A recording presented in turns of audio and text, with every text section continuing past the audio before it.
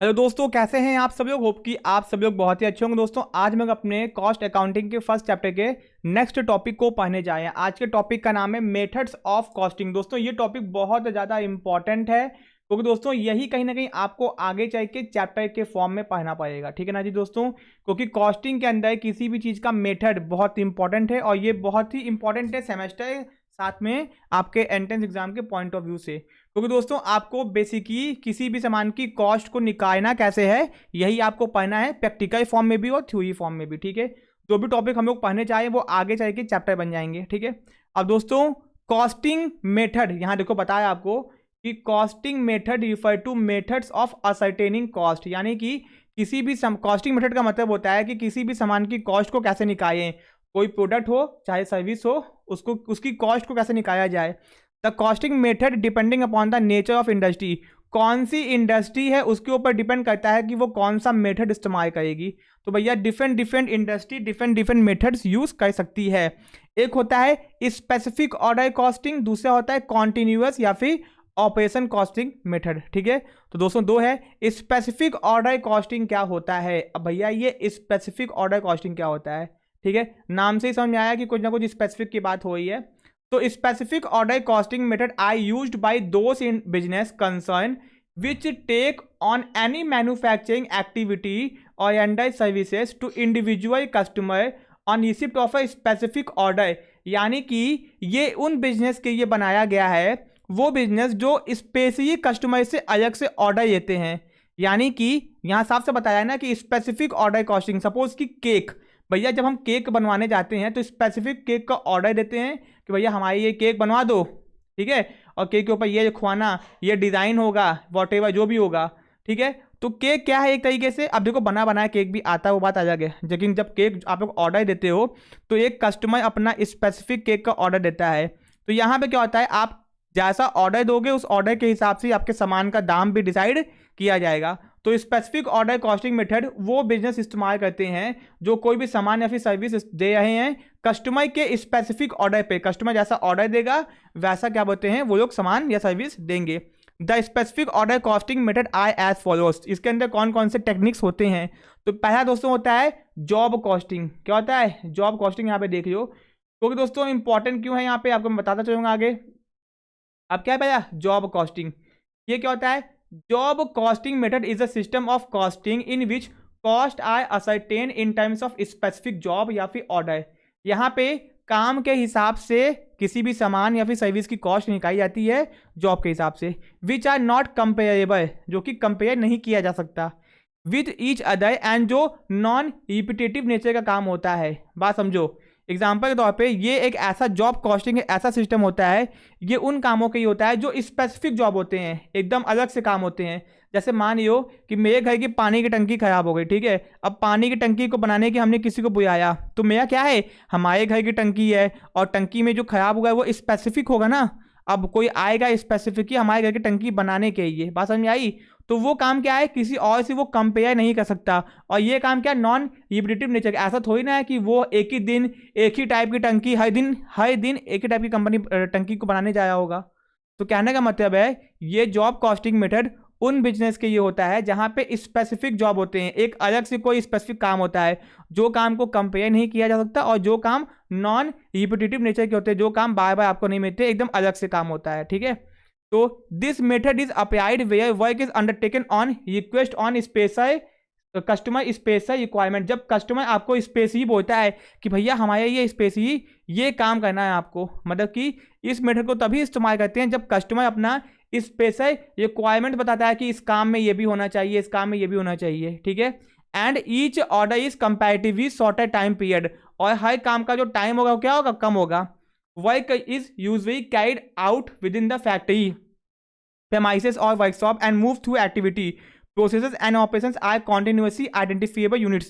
कहने का मतलब है कि आप आसानी से अपने काम को आइडेंटिफाई करोगे दोस्तों। मतलब एग्जांपल के तौर पे आप ये कह सकते हो प्रिंटिंग प्रेस, क्या कह सकते हो प्रिंटिंग प्रेस में आप अपने शादी का कार्ड छपवाने गए हो, तो भैया आप अपने शादी का कार्ड छपवाने गए हो, सब लोग कार्ड छपवाने जाएगा, तो आपका काम किसी और के काम से कंपेयर तो नहीं किया जा सकता है ना। और आपका काम एक बार कार्ड छपवाओगे तो बार बार कार्ड छपवाने नहीं जाओगे ना, अपना ही सेम टू सेम कार्ड, ठीक है। ओके, और काम खत्म होते ही इंसान दूसरा काम कर सकता है, और अपने काम को आप आइडेंटिफाई भी कर सकते हो। कार्ड छप जाए तो आपको दिखेगा हाँ हाँ भैया ये तो हमारा कार्ड है। हाउएवर समटाइम द जॉब में be perform outside the factory, कभी कभी फैक्ट्री के अंदर ही काम होता है। देखो ऊपर क्या बताया कि जो इस काम को करने में टाइम बहुत कम लगता है। अब शादी का कार्ड छपवाना है तो 2 हफ्ते में काम मांगोगे ना कि भैया हमको काम दे दो, तो कम टाइम पे काम हो जाता है, और विद इन ये फैक्ट्री के अंदर भी होता है नॉर्मली, ठीक है। लेकिन कभी कभी काम बहुत ज़्यादा होता है तो फैक्ट्री के बाहर भी काम करवाना पड़ता है। जैसे मान लीजिए अब आपके घर में प्लम्बरिंग करवानी है, आपको भैया फिटिंग करवानी है, पूरा पाइप लगवाना है, तो भैया आपके यहाँ आएगा प्लम्बर, तो प्लम्बर आपके घर पे आके काम करेगा ना। सैनिटरी का काम करना है आपको, फिटिंग्स के कोई काम करवाने हैं, पेंटिंग करानी है आपको अपने घर पे, तो ये सब काम तो आपके घर पे होगा ना। अब आपकी घर की दीवार के उखाड़ के तो वो लेके जाएगा नहीं पेंटिंग करने के लिए, तो ये काम आपके घर पे होगा। Job costing method are applicable where the unit of manufacture is one and complete in itself. यहाँ पे क्या बताया दोस्तों कि job costing method applicable where the unit of manufacture is one, जहाँ पे काम दोस्तों एक होता है और वो काम कंप्लीट होता है। एग्जाम्पल शादी का कार्ड छापना है, 500 कार्ड छापना है, तो 500 कार्ड एक काम है जो कि अपने आप में कंप्लीट है, ठीक है। दे इंक्लूड, अब देखो बहुत इंपॉर्टेंट यहाँ से आपके सीयूटी एग्जाम में क्वेश्चन पूछता है कि जॉब कॉस्टिंग क्या बोलते हैं किस किस इंडस्ट्री में यूज की जाती है, तो भैया इसको टिक कर लेना। दे इंक्लूड प्रिंटर्स, जहाँ पे प्रिंटिंग काम होता है, printing jobs, foundries, tool manufacturers, contractors etcetera. अब दोस्तों जब ये चैप्टर पढ़ाएंगे ना तो वहाँ पे आपको आसानी से डिटेल में लिखवाया गया है वैसे, बट यहाँ पे नोट कर लो कि प्रिंटिंग का काम हो, फाउंड्रीज का काम हो, ठीक है ना, जॉब फाउंड्रीज का काम हो, टूल मैन्युफैक्चर का काम हो, कॉन्ट्रैक्टर का काम हो। In job costing the quantity to produce and its requirement is first estimated, कि भैया कितना सामान बनाना है, कितने क्वांटिटी में बनाना है, ये पहले से डिसाइड किया जाता है। बाद में कितना खर्चा होगा ये पता किया जाता है as per the nature, size and specification of job. कहने का मतलब है जॉब कॉस्टिंग में आप कार्ड छपवाने गए तो कार्ड छपवाने के कितना खर्चा आएगा पहले इसको पता किया जाएगा, ठीक है जी। पता करने के बाद में जितने भी खर्चे आएंगे, अब कितना कार्ड छपवाना है, किस टाइप का छपवाना है, कितना टाइम में छपवाना है, उसके हिसाब से एक्सपेंसेस के हिसाब से इसकी कॉस्ट निकाली जाएगी, ठीक है। तो जॉब कॉस्टिंग हो गया। दूसरा है दोस्तों कॉन्ट्रैक्ट कॉस्टिंग। क्या है कॉन्ट्रैक्ट? जब आप किसी काम को करने का किसी को कॉन्ट्रैक्ट देते हो, ठीक है ना जी। भैया आपने भी कभी ना कभी जिंदगी में अपने देखा होगा कि कॉन्ट्रैक्ट पे काम करवाया जा रहा है, ठीक है दोस्तों। Contract costing is a costing method in which applies where work is executed under customer specific requirement. अब देखो मैंने आपको पहले बताया दोस्तों हम लोग कौन सा पढ़ा है, स्पेसिफिक ऑर्डर। स्पेसिफिक ऑर्डर का मतलब ही होता है जहां पे कस्टमर अलग से आपको कहता है भैया ये काम को इस तरीके से करना है, ऐसे करना है। तो जॉब कॉस्टिंग में भी वही हो गया, ठीक है। और कॉन्ट्रैक्ट में भी अब मान लो हमने बोला कि भैया मेरा घर बनाना है, घर बनाने के लिए ठेकेदार को कॉन्ट्रैक्ट दे दिया, तो घर जो कॉन्ट्रैक्ट बनाएगा हमारा कॉन्ट्रैक्ट पे वो हमारे हिसाब से ही बनाएगा ना, उसको हम बताएंगे ऐसे बनाओ ऐसे बनाओ ऐसे बनाओ ऐसे बनाओ, ठीक है। तो कॉन्ट्रैक्ट कॉस्टिंग एक ऐसा मेथड होता है जो कि अप्लाई होता है जहां पे कस्टमर के स्पेसिफिक रिक्वायरमेंट के हिसाब से काम होता है। और लॉन्ग इसमें टाइम क्या होता है, टाइम लंबा लगता है। आप घर बनाने में टाइम तो 2 दिन में बना के तो नहीं देगा घर ना, टाइम लगेगा। हो सकता है कि 1 2 3 4 सेवियर अकाउंटिंग ईयर्स यानी कि 5 6 7 साल भी लग सकता है, ठीक है जी। एक से ज़्यादा लगेगा maximum. This method is applied in undertaking erecting business, building को ठीक करना हो गया, कोई कंस्ट्रक्शन का काम हो गया जैसे घर को बनाना हो गया, शिप बिल्डिंग जहाज बनाना, सिविल इंजीनियरिंग वर्क्स बड़े बड़े डैम बनाना, ब्रिज बनाना, ठीक है जी। तो जब भी कोई मोटा मोटी कंस्ट्रक्शन वर्क मान लो, क्या मान लो कंस्ट्रक्शन, अगर कोई भी कंस्ट्रक्शन का काम हो रहा है तो वो कॉन्ट्रैक्ट कॉस्टिंग के अंतर्गत आता है। एग्जाम में पूछेगा कि कंस्ट्रक्शन कौन से कॉस्टिंग मेथड से निकलता है, तो अगर कोई भी बिजनेस कॉन्ट्रैक्ट करता है किस चीज़ का, कंस्ट्रक्शन का, जैसे मान लो उसको पानी का जहाज बनाना है, बिल्डिंग बनानी है, कोई भी घर बनाना है, बड़े बड़े डैम बनाने हैं, ब्रिज बनाने हैं, तो वो कॉन्ट्रैक्ट कॉस्टिंग करता है, ठीक है ना जी। यहाँ पे कॉस्ट यूनिट, आप कहोगे सर जी ये कॉस्ट यूनिट क्या होती है, अभी थोड़ा सा टाइम दो मुझे, जैसे ही आगे आएंगे तो आपको इसके बारे में डिटेल में बताएंगे, ठीक है ना जी। Cost unit one and complete itself, यानी कि कितना खर्चा आएगा वो अपने आप में कंप्लीट है। मान लो मैंने कहा भैया एक घर बना दो, ठीक है, तो कॉन्ट्रैक्टर बोलेगा कि आपको घर बनाने में लगेगा 50 लाख रुपए, ठीक है जी, कोई दिक्कत नहीं है। तो ये अपने आप में कंप्लीट है, 50 लाख लगेगा, ठीक है। तो इसकी कॉस्ट यूनिट कितनी हो गई 50 लाख रुपए, ठीक है। The cost unit is a contract which में continue for over more than year, जो कि आपका एक साल ज़्यादा हो जाए तो भी उतनी ही रहेगी। दोस्तों इसका एक और नाम है, एग्जाम में पूछा गया है, अगर सीयूटी एग्जाम दोगे तो पूछा गया कि इसको टर्मिनल कॉस्टिंग भी कहते हैं, यानी कि कॉन्ट्रैक्ट कॉस्टिंग को क्या बोलते हैं, टर्मिनल कॉस्टिंग भी बोलते हैं। तो भैया ये कॉस्टिंग का मतलब क्या होता है, कहाँ पे अप्लाई होती है, और इसका दूसरा नाम पूछ देगा। सिंस यहाँ बताया है कि the work are to be completed within a specific period, एक टाइम के अंदर काम खत्म हो जाना चाहिए। भाई अब देखो जी, घर आपको बोलेगा ना कि भैया 5 से 6 साल में आपको घर बना के दे देंगे, ठीक है जी। तो एक स्पेसिफिक टाइम पीरियड के अंदर काम हो जाना चाहिए, या फिर कॉन्ट्रैक्ट जो भी आपका एग्रीमेंट हुआ होगा कि भैया इस एग्रीमेंट के हिसाब से काम होना चाहिए, कॉन्ट्रैक्टर और कॉन्ट्रैक्टी के बीच में, काम करने वाला काम करवाने वाला, ठीक है जी। और स्पेसिफिक कॉन्ट्रैक्ट और एक तो प्राइस भी डिसाइड होगा। सपोज आपको घर बनवाना है तो आपने डिसाइड किया ना 50,000 रुपये, ठीक है जी। तो टर्मिनल कॉस्टिंग का दूसरा नाम क्या है, कॉन्ट्रैक्ट कॉस्टिंग, ठीक है। अब तीसरा हम लोग आते हैं जिसको बोलते हैं बैच कॉस्टिंग। भैया ये बैच कॉस्टिंग क्या होती है, नाम सुन के तो बड़ा अजीब सा लग रहा है। तो in this method a batch of similar और identical product is treated as a job. Here the unit of a cost is a batch और ग्रुप ऑफ प्रोडक्ट। एग्जाम्पल के तौर पे माउस, अब भैया वो चूहे वाला माउस की बात नहीं हुई, यहाँ पे जो कीबोर्ड मॉनिटर होता है ना उसकी बात हो रही है, मान लो। या फिर ये कीबोर्ड है, एक क्या है, एक कीबोर्ड है भैया, ठीक है, एक कीबोर्ड है। तो अब मान लो एक कीबोर्ड, 2 कीबोर्ड, 3 कीबोर्ड और 4 कीबोर्ड, सब एक ही है भैया, मैंने छोटा डॉट बनाया तो मत समझना, ठीक है। तो अब ये तीनों क्या है, कीबोर्ड हैं, चारों क्या है, कीबोर्ड हैं। तो यहाँ पे चारों कीबोर्ड एक जैसे हैं, आइडेंटिकल हैं, तो हर कीबोर्ड को क्या बोलेंगे, जॉब बोलेंगे। अब ऐसा थोड़ा ना कि ये छोटा होगा ये बड़ा होगा, सब क्या है एक जैसे ही साइज में होंगे, ना साइज में दिक्कत होगी, ना क्वांटिटी में, ना क्वालिटी में, ना बटन्स में। तो यहाँ पे जब कोई सामान आइडेंटिकल होता है, एक जैसा होता है, एग्जाम्पल साबुन, डिटॉल का साबुन इतना बड़ा है, फिर एक और साबुन, फिर एक और साबुन, फिर एक और साबुन। तो यहाँ पे इसका सामान क्या है, आइडेंटिकल है, एक जैसे हैं, और ये सामान बैच में बनते हैं, यानी कि एक ठो साबुन तो बनेगा नहीं, सामान तो भैया हमेशा बैच में बनेगा, यानी कि लॉट में बनेगा, ठीक है ना। ठीक, बहुत सारे साबुन एक साथ बनेंगे, बहुत सारे कीबोर्ड एक साथ बनेंगे। तो in this method a batch of similar या फिर identical product is treated as a job. यहाँ पे जो यूनिट ऑफ कॉस्ट होगा उसको बोलेंगे बैच या फिर ग्रुप ऑफ अ प्रोडक्ट, ठीक है। Cost are collected and analysed according to batch number. यहाँ पे कॉस्ट जो होगा वो बैच नंबर के हिसाब से, जैसे मान लो कि जो एक फर्स्ट बैच है, फर्स्ट बैच के अंदर 100 साबुन बने हैं, कितने बने, 100 साबुन। तो फर्स्ट बैच की जो कॉस्ट होगी वो 100 साबुन की निकाली जाएगी, तब वो 100 साबुन की कितनी भी कॉस्ट आई है, फिर एक एक साबुन का दाम कैलकुलेट कर दिया जाएगा, ठीक है ना जी, ओके। तो यहाँ पे एक सामान का दाम निकालने के लिए हमको बैच की कॉस्ट निकालनी पड़ती, तो एक बैच में 100 साबुन, दूसरे बैच में भी 100 साबुन, तो बैच की कॉस्ट निकलती है, फिर बैच के हिसाब से सामान की कॉस्ट निकल जाती है, ठीक है। ये भी समझ में आपको आ गया। This method is applied in pharmaceutical industry. बहुत इंपॉर्टेंट यहाँ पे आपका क्वेश्चन बनता है, ये भैया फार्मास्यूटिकल इंडस्ट्री में इस्तेमाल किया जाता है, वेयर मेडिसिन और इंजेक्शंस आर मैन्युफैक्चर्ड, जहाँ बनाए जाते हैं बैच, जो कि मेडिसिन इंजेक्शंस दवाइयाँ हमेशा बैच में बनती हैं, और इन जनरल इंजीनियरिंग फैक्ट्रीज, ठीक है ना जी, जैसे कि जो सामान बैचेस में बनते होंगे, ठीक है जी, कंपोनेंट हो गया, बैटरीज हो गई, ठीक है। अब दोस्तों चौथा अपना है टारगेट कॉस्टिंग, क्या है जी, टारगेट कॉस्टिंग, ठीक है जी। अब इसको भी देखते हैं। तो in this method before commencement of job the cost of work is estimated. किसी भी काम को करने से पहले उसकी कॉस्ट का अंदाजा लगाते हैं with the help of expert, ठीक है ना जी, एक्सपर्ट की मदद से।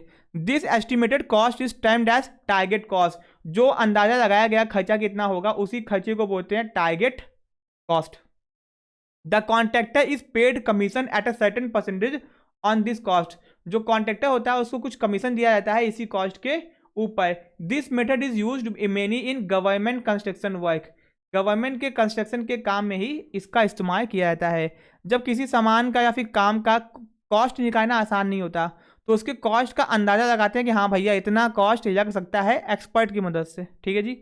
तो भैया हम लोग पूरी तरीके से जो भी स्पेसिफिक था वो हमने पढ़ लिया कि स्पेसिफिक ऑर्डर कॉस्टिंग मेथड। अब पढ़ने जाए हैं कॉन्टिन्यूअस ऑपरेशन कॉस्टिंग मेथड। क्या पढ़ने जाए हैं, कॉन्टिन्यूअस ऑपरेशन कॉस्टिंग मेथड, ठीक है जी, ओके। तो दोस्तों ये क्या होता है देखते हैं। This method of costing is applied in those industry where mass production is done. जहां मास यानी कि बिग, बहुत लार्ज प्रोडक्शन होता है, तो ये मेथड हम लोग वहीं इस्तेमाल करते हैं जहाँ पे बहुत ज़्यादा प्रोडक्शन होता है और कॉन्टिन्यूअस बेसिस पे लगातार होता जाता है, ठीक है। And production accumulate in stock, और प्रोडक्शन इकट्ठा होकर क्या बन जाता है, स्टॉक बन जाता है, फिर उसको बेचते हैं फ्रॉम स्टॉक ऑन डिमांड, जब डिमांड होती है तो उसको बेच देते हैं। दस कॉन्टिन्यूअस ऑपरेशन कॉस्टिंग को क्लासीफाई किया गया यहाँ पे डिफरेंट डिफरेंट टाइप्स के अंदर। पहला process, single operation, operating, departmental या फिर कंपोजिट और मल्टीपल कॉस्टिंग। तो चलो इसको पढ़ते हैं हम लोग। अब है आपका प्रोसेस कॉस्टिंग। क्या है जी? प्रोसेस कॉस्टिंग आपका है। चलो पढ़ते हैं इसको। Process costing is method applicable to those industry which manufacture a numbers of unit of output requiring processing. दोस्तों जब किसी सामान को बनाने के लिए वो बहुत सारे प्रोसेस से होकर गुजरता है, जैसे मान लो कोई केमिकल बनाना है तो process A, process B, process C, process D, process E, A B C D E. तो ये हो गया ए बी सी डी और ई। कहने मतलब है एक केमिकल को बनाने के लिए, एक केमिकल को बनाने के लिए इसको बहुत सारे प्रोसेस से होके गुजरना पड़ेगा। ठीक है जी। तो यहाँ पे केमिकल का कॉस्ट नहीं है, यहाँ पे प्रोसेस की कॉस्ट है कि जब इस प्रोसेस में आएगा तो 5 रुपये खर्चा होगा, इसमें आएगा तो 8 रुपये खर्चा होगा, इसमें आएगा तो 4 रुपये खर्चा होगा, इसमें आएगा 2 रुपये खर्चा होगा, इसमें आएगा तो 10 रुपये खर्चा होगा। इन सबको जोड़ दो, कॉस्ट निकल के आ जाएगी। तो यहाँ पे प्रोसेस की कॉस्ट होती है और इसका कॉस्ट मान लो 5 रुपये। ये मटीरियल होगा ना कोई सामान तो होगा ही होगा। ठीक है, तो ये हो गया। हेयर यहाँ पे आर्टिकल कहो चाहे प्रोडक्ट कहो, अंडरगो 2 और मोर प्रोसेस, 2 या 2 से अधिक प्रोसेस से होकर गुजरेगा जब तक कि वो फिनिश गुड्स ना बन जाए। ये केमिकल ए में जाएगा, बी में जाएगा, सी में जाएगा, डी में जाएगा, ई में जाएगा, तब तो फाइनल प्रोडक्ट बन के निकलेगा।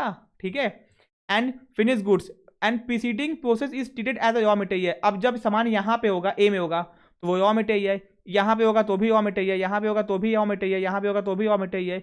मतलब बी से पहले तक वो क्या होगा? रॉ मटेरियल, कच्चा सामान होगा, जब तक कि वो फाइनल प्रोसेस तक नहीं पहुंच जाता। द ऑर्डर और sequence of process is specific. इस ऑर्डर को आप आगे पीछे नहीं कर सकते, पहले ए में जाएगा, फिर बी में, फिर सी में। ठीक है जी, जो पहले से डिसाइड किया गया होगा कि हाँ भैया, जिससे कि सामान यूनिफॉर्म तरीके से बने। ठीक है, अब द कॉस्ट इज पर आर्टिकल, यहाँ पे पर आर्टिकल सामान निकलता है, पर केजी, पर ton, similar other units and this method is applicable to chemical. मैंने क्या बोला? ये मेथड केमिकल इंडस्ट्री में अप्लाई होता है। Example soap, vegetable ghee, edible और नॉन एडिबल और खाने का तेल, पेंट्स, वाइनिसेस, ये फाइनली, और to gas, electricity generating concern, जो बिजली पैदा करती हैं। तो ये बहुत इंपॉर्टेंट है कि कहाँ पे, देखो जी, कौन सा मेथड कहाँ पे इस्तेमाल होता है पूछा गया है। जैसे पेंटिंग वाला पूछेगा, प्रिंटिंग का पूछेगा, केमिकल का पूछेगा तो केमिकल प्रोसेस, सोप का पूछेगा। ठीक है जी, तो आपको बताना पड़ेगा भैया, याद करना बहुत इंपॉर्टेंट है। अब आता है सिंगल या फिर आउटपुट कॉस्टिंग। तो पहले तो आपको यही पूछ देगा कि सिंगल कॉस्टिंग को आउटपुट कॉस्टिंग भी बोलते हैं, ये बात ध्यान में रखना, नहीं तो पछताओगे बाद में। This method is used where production is uniform, जहाँ पे सामान का प्रोडक्शन क्या यूनिफॉर्म होता है, consist of only single product, जहाँ पे एक ही सामान बनता है, 10 सामान नहीं बनता। The cost is ascertained after per unit of output, जैसे एक सामान बन के निकलेगा उसका कॉस्ट निकालेंगे। The unit are identical to each other and other are standard one, हर सामान एक जैसा ही होता है और वो स्टैंडर्ड होता है। Where the product manufactured are different grade, सामान अलग अलग ग्रेड के होते हैं, मतलब ए ग्रेड का, बी ग्रेड का, सी ग्रेड का। The cost of product are ascertained grade wise, A grade का क्वालिटी का सामान अलग होगा, बी का दाम अलग, सी का दाम अलग, यानी कि जैसी जैसी क्वालिटी वैसा वैसा सामान का दाम। And cost per unit is determined by dividing the total cost, किसी भी सामान की कॉस्ट को निकालने के लिए जितना भी खर्चा हुआ है उसको टोटल कॉस्ट को, कितना सामान बना है, किस क्वालिटी का बना है, किस ग्रेड का बना है, उसे डिवाइड कर देंगे। This method apply to industry like mining, quarries, flour mill, steel works, जहाँ पे कॉस्ट पर यूनिट को निकालना आसान होता है। ठीक है जी। अब दोस्तों आता है ऑपरेशन कॉस्टिंग और ऑपरेटिंग कॉस्टिंग, दोनों अलग है, ध्यान रखना इस बात का। लोग एक ही मानते हैं बट ऐसा नहीं है। आपका पहला है ऑपरेशन कॉस्टिंग। ठीक है, ये क्या होता है? In this operation costing the cost of each operation in the process of production is ascertained. ठीक है, operation costing is generally timed as conversion cost, यहाँ पे कन्वर्जन। ठीक है, that is cost of labour and variable overhead use in converting the shape of raw material. जैसे कि मान लो लकड़ी का पटरा है, ये जंगल से काट के, ये क्या है, गट्ठर, अब इसको काट के बनाना पड़ेगा पटरा। तो भैया लकड़ी के गट्ठर को काट के पटरा बनाने के लिए, प्याई बनाने के लिए हमने इसका शेप क्या किया, चेंज किया, तो जितना पैसा लगा उसी को बोलते हैं ऑपरेशन कॉस्टिंग। ठीक है, क्योंकि हमने इसका डिज़ाइन शेप क्या किया, चेंज किया। This method is suitable to apply those industry where mass production of repetitive nature goes on, जहाँ पे बहुत ज़्यादा प्रोडक्शन होता है और बहुत रिपीटेटिव नेचर का। तो जंगल से लकड़ी काट के जाओगे फिर उसका प्याई बना के ही बेचोगे ना, तो जितनी लकड़ी कट के आएगी सबका प्याई ही तो बनेगा। ठीक है जी, तो बहुत ज़्यादा प्रोडक्शन हो रहा है और रिपीटेटिव नेचर का बार बार यही काम हो रहा है। देख लो फर्नीचर की इंडस्ट्री में यही काम होता है। ठीक है जी, अब आता है ऑपरेटिंग कॉस्टिंग, इंपॉर्टेंट है, इससे भी एग्जाम में क्वेश्चन पूछा गया है। ठीक है जी, तो सेमेस्टर वाइज बच्चे ध्यान दीजिए कि मैं आपको समझा के पढ़ाया हूँ। ठीक है, this method is apply to those industry which do not manufacture goods, जो कि सामान नहीं बनाते, जो केवल क्या देते हैं, सर्विस देते हैं। तो ऑपरेटिंग का मतलब ही होता है सर्विस कॉस्टिंग। ठीक है ना जी, जैसे ट्रांसपोर्ट कंपनी जो सर्विस देती है केवल, railway, hotel, lodging, canteen, hospital, electricity, water supply companies. ठीक है जी, this undertaking involve large amount of capital expenditure, जो बहुत बड़े बड़े खर्चे करते हैं अपने फिक्स एसेट्स के अंदर, और employs amount of working capital बहुत कम लगते हैं अपने बिजनेस को चलाने के लिए। मतलब इतना खर्चा कर देते हैं एक बार में, हैवी खर्चा फिक्स एसेट्स में, कि वर्किंग कैपिटल बहुत कम चाहिए होता है इनको। The cost of unit in case of transport company and railway can be passenger. अब ट्रांसपोर्ट कंपनी में कैसे निकालते हैं कॉस्ट, पर पैसेंजर। ठीक है जी, पर किलोमीटर, पर टन, होटल के अंदर पर रूम, कैंटीन के अंदर पर मील, हॉस्पिटल के अंदर पर patient. Total cost of providing services is divided by total units. मानो एक बस है, एक बस है जी, ठीक है, ठीक है जी, ड्राइवर बैठा है यहाँ पे, समझ जाओ, और यहाँ पे लोग बैठे हैं। तो भैया बस जब जाएगी आगे, तो बस को यहाँ पे पर कस्टमर के हिसाब से, यहाँ पे पर किलोमीटर भी चार्ज कर सकते हैं यहाँ पे, लेकिन पर कस्टमर चार्ज होगा। अब एक कस्टमर का हमको जाना है इलाहाबाद, तो इलाहाबाद के पर कस्टमर का जो रेट होगा वो क्या होगा, फिक्स होगा जी, सिंपल सी बात है। अब दोस्तों आता है डिपार्टमेंटल कॉस्टिंग। क्या आता है, डिपार्टमेंटल कॉस्टिंग यहाँ पे आता है। ठीक है, इसको देखते हैं। This method is applicable where the cost of department और cost centre is required to be ascertain. जैसे मान लो आपने बिजनेस के अंदर बहुत सारे डिपार्टमेंट्स बना दिए, फाइनेंस डिपार्टमेंट, मार्केटिंग डिपार्टमेंट। ठीक है, this is similar to operation costing, ये ऑपरेशन कॉस्टिंग की तरह ही होता है। Here the total cost of department, कि भैया उस डिपार्टमेंट को चलाने में कितना खर्चा हो रहा है, is divided by total units manufacture in department, की उसमें कितना काम हुआ। ठीक है जी, उसमें कितना सामान बना, उससे डिवाइड कर देते हैं।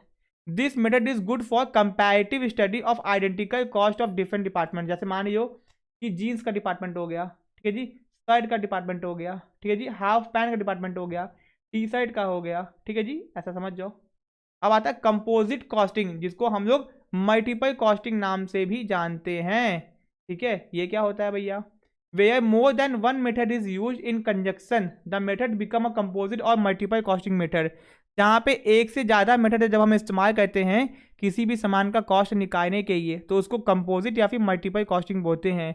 इन the process of radio, television, motor car, aeroplane, variety of component, बहुत सारे सामान रखते हैं। टीवी के अंदर स्क्रीन रखता है, स्पीकर रखता है, सेंसर रखते हैं, तो बहुत कुछ रख के टीवी बनता है। ठीक है, सबका सामान अपना अलग अलग होता है। तो अब मान लो एक कंप्यूटर बनवाना है, तो कंप्यूटर बनवाने के लिए उसके अंदर सामान बहुत सारे रखते हैं, सीपीयू रखता है, स्पीकर रखता है, मदरबोर्ड रखता है, रैम रखता है, एसएसडी रखती है, बहुत कुछ रखता है। तो कहने का मतलब है, तो जैसा क्वालिटी का लगवाओगे वैसे वैसे इसकी कॉस्टिंग बढ़ती जाएगी। ठीक है जी, तो यहाँ पे देखो बताया ना, television, motor car, aeroplane, variety of computer भी मान लीजिए कंप्यूटर। ठीक है, तो यहाँ पे एक मेथड से सामान का दाम नहीं निकाला जा सकता, क्योंकि भैया हर सामान का दाम अलग अलग है, उसका अलग अलग कॉस्ट निकालना पड़ेगा। ठीक है, since more than one method of costing is applied the method in such is case known as the composite. जब एक से ज़्यादा, मोर देन वन मेथड, जब एक से ज़्यादा मेथड का इस्तेमाल करेंगे किसी भी सामान का दाम निकालने के लिए, ठीक है, तो उसको कंपोजिट या फिर मल्टीपल कॉस्टिंग बोलते हैं। ठीक है, होप कि दोस्तों आपको सारे कॉस्टिंग के मेथड समझ में आ गए होंगे। बहुत ही आसान टॉपिक था, बहुत कठिन नहीं था।